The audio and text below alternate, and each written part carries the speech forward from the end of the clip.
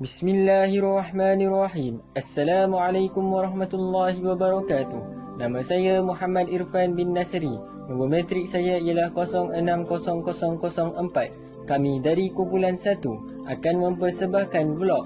Sebagai tugasan 1, subjek MPU 31072 Etika dan Peradaban di bawah tajuk pilihan kami, iaitu hubungan antara agama dalam idea pembinaan bangsa idaman di Malaysia.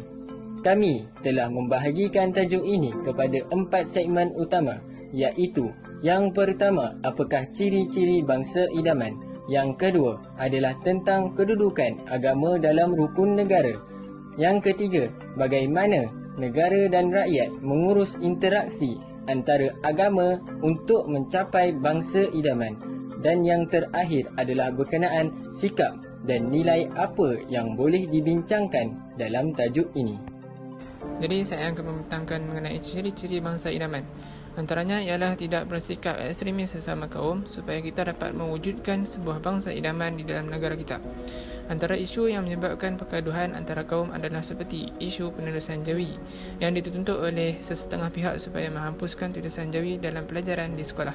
Perkara ini telah mencetuskan kemarahan orang ramai, terutamanya kepada kaum Melayu kerana menyentuh sensitiviti kaum Melayu itu sendiri. Dan perkara ini amatlah jelas bahawa sesetengah pihak mempunyai sifat ekstremis terhadap sesuatu kaum. Jadi sekiranya kita hendak menjadi sebuah bangsa idaman, kita sepatutnya mengelak dari sikap tersebut dan sentiasa tidak bersikap ekstremis sesama kaum. Bangsa yang mempunyai semangat nasionalisme yang tinggi. Semangat nasionalisme dapat mewujudkan rakyat yang saling bekerjasama dan bertoleransi antara satu sama lain. Dengan mengamalkan semangat nasionalisme ini, semua kaum dapat mengamalkan kebudayaan, adat resam, agama dan bahasa masing-masing yang mempunyai kepribadian budaya dan identiti tersendiri. Kesannya, perpaduan antara kaum dapat disemai sehingga sekarang masyarakat Malaysia masih hidup dalam keadaan harmoni tanpa mengira agama, bangsa dan negara. Individu yang mengamalkan semangat nasionalisme yang tinggi akan membentuk jati diri yang kukuh di samping meningkatkan potensi kecemerlangan diri demi negara. Jati diri yang kukuh membolehkan masa diuruskan dengan aktiviti yang berfaedah seperti bersukan. Contohnya, Datuk Nicole David muncul sebagai pemain squash nombor 1 dunia sekaligus menaikkan nama negara di pesada dunia. Ternyata, jati diri yang teguh dapat mengharumkan negara. Kebebasan beragama di negara Malaysia adalah tertakluk kepada Perlembagaan Malaysia. Ia merupakan satu prinsip yang mana memberikan kebebasan kepada individu atau komuniti untuk menganut dan mengamalkan agama masing-masing. Kebebasan beragama ini dikira sebagai salah satu hak asasi yang fundamental kepada manusia sejagat.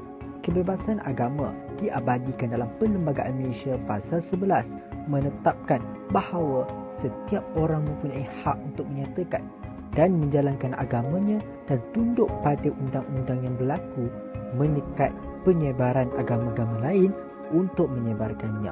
Perlembagaan juga tidak menyatakan Islam sebagai agama rasmi, tetapi sebaliknya hanya sebagai agama persekutuan. Maka agama-agama lain boleh dipraktikkan secara aman, damai dan harmoni. Menyedari kepelbagaian agama yang dianuti masyarakat di negara ini, kepercayaan kepada Tuhan dipilih sebagai prinsip pertama dalam rukun negara untuk rakyat berpegang teguh kepada kepercayaan masing-masing demi kebaikan bersama untuk membina negara Malaysia yang berdaulat. Biarpun Perlembagaan Persekutuan memperuntukkan Islam ialah agama persekutuan, agama dan kepercayaan lain boleh diamalkan dengan aman dan tenteram di mana-mana bahagian dalam negara ini, supaya perpaduan terus mantap dalam kalangan rakyat Malaysia. Hak dan kepentingan penganut agama lain juga tetap diraihkan atas kapasiti mereka sebagai warga negara yang sah. Oleh itu, pelunasan hak itu dilihat sebagai elemen penting ke arah pembinaan bangsa idaman di negara Malaysia. Seterusnya kita akan bincang secara ringkas mengenai bangsa idaman. Konsep ini bukanlah konsep yang baru kerana telah diperkenalkan pada tahun 1966 lagi oleh seorang sarjana Amerika. Di Malaysia juga konsep ini digunakan oleh Rostam Asani pada tahun 1957 dan kali keduanya pada tahun 1966. Konsep negara bangsa dilihat sebagai bangsa idaman yang diimpikan oleh sebuah negara melalui konsep satu bangsa, satu identiti. Secara ilmiahnya, konsep ini menjurus kepada sebuah negara yang berdaulat dengan rakyatnya, hidup bersatu padu tanpa dipisahkan oleh sentimen perkauman, keturunan, agama, bangsa, budaya dan sebagainya, yang dilihat sebagai pembawa kepada perpecahan negara. Seperti yang disebutkan tadi, konsep bangsa idaman sangat penting untuk diamalkan di negara Malaysia. Oleh itu, antara langkah-langkah yang boleh diambil oleh pihak berwajib untuk mengatasi konflik agama seperti isu kalimah Allah dan RUU 355 dengan mengadakan seminar-seminar tentang antara agama untuk memberikan pemahaman pelbagai agama yang lebih mendalam kepada masyarakat. Metod ini dapat mengurangkan salah faham antara agama dan memupuk masyarakat supaya saling memahami dan saling menghormati, seperti memahami nilai-nilai murni antara agama, perayaan agama lain dan kepercayaan agama lain. Lantaran itu, salah satu cara pembentukan dan pembinaan jati diri kebangsaan ialah dengan mengurus interaksi antar agama, khususnya berkaitan dengan Rang Undang-Undang 355. Secara ringkasnya, RUU 355 ini ialah suatu hukuman yang diperkasakan lagi daripada hukuman biasa yang dikenakan ke atas seseorang yang beragama Islam. Namun begitu, pelaksanaan RUU 355 adalah tidak dilaksanakan di seluruh Malaysia berdasarkan faktor agama dan masyarakat setempat itu sendiri. Kesimpulannya, untuk mencapai matlamat bangsa idaman, Dewan Parlimen memainkan peran penting dalam menggubal undang-undang dan melaksanakan hukuman bagi pesalah tidak kira bangsa, budaya dan fahaman agama. Nilai atau sikap yang pertama ialah bertolak ansur pada setiap masa. Tidak dapat tidak, kita hendaklah tidak hanya mengutamakan kepentingan diri semata-mata dalam kehidupan seharian. Selain itu, kita juga hendaklah saling menghormati hak antara satu sama lain.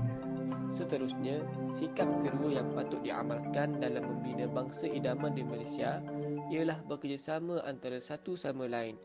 Kita sebagai rakyat Malaysia yang hidup dalam masyarakat majmuk mestilah saling bantu-membantu walaupun dengan mereka yang berbeza kaum seperti China dan India.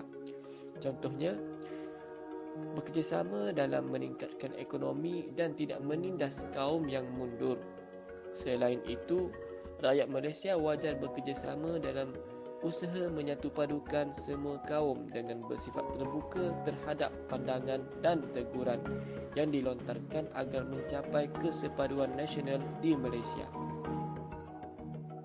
Untuk mencapai negara bangsa idaman, penghayatan dalam semangat nasionalisme amat penting bagi setiap lapisan masyarakat, kerana penghayatan ini akan menghalang rakyat Malaysia daripada bersikap prejudis terhadap kaum, agama serta ideologi parti yang berbeza.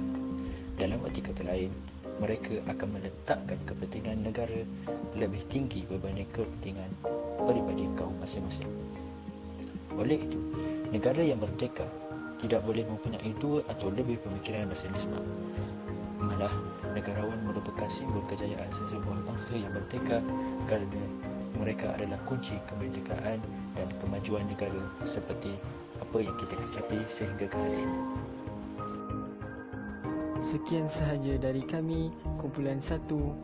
Wabillahi taufiq wal hidayah. Wassalamualaikum warahmatullahi wabarakatuh.